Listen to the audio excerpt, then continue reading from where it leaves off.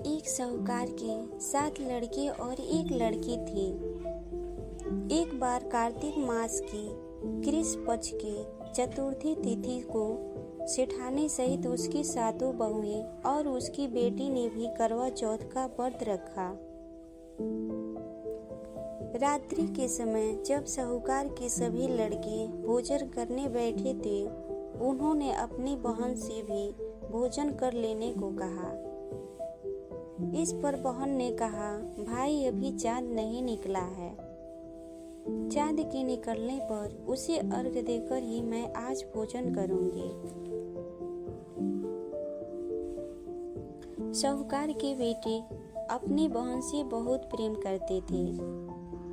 उन्हें अपनी बहन का भूख से व्याकुल चेहरा देखकर बेहद दुख हुआ। साहूकार के बेटे नगर के बाहर चले गए और वहां एक पेड़ पर चढ़ गया।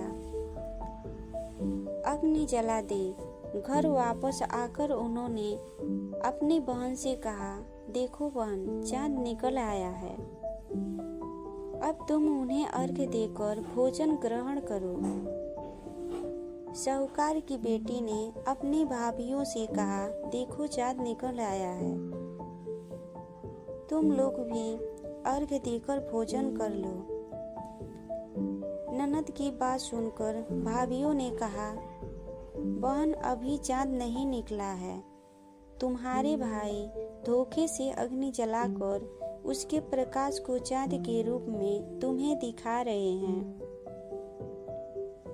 साहूकार की बेटी अपने भाभियों की बात को अनसुनी करते हुए भाइयों द्वारा दिखाए गए चांद को अर्घ देकर भोजन कर लिया।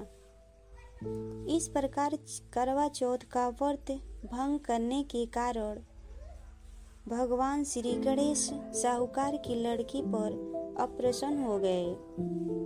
गणेश जी की अप्रसन्नता के कारण इस लड़की का पति बीमार पड़ गया और घर में बचा हुआ सारा धन की बीमारी में लग गया। साहूकार की बेटी को जब पता बोलना का नहीं बोलिए ना। साहूकार की बेटी को जब अपने किए हुए दोषों का पता लगा तो उसे बहुत पछतावा हुआ। उसने गणेश जी से क्षमा प्रार्थना की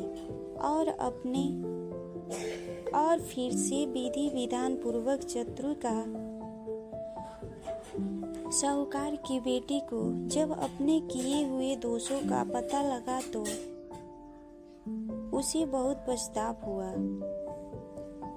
उसने गणेश जी से क्षमा प्रार्थना की और फिर से विधान विधि पूर्वक चतुर्थी का व्रत शुरू कर दिया।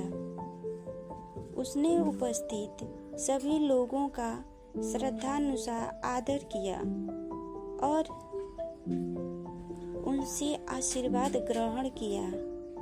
इस प्रकार उस लड़की की शराब भक्ति को देखकर एक दंत भगवान गणेश जी उस पर प्रसन्न हो गए और उसके पति को जीवन दान प्रदान किया। उसे सभी प्रकार के रोगों से मुक्त करके धन संपत्ति और वैभव से मुक्त कर दिया।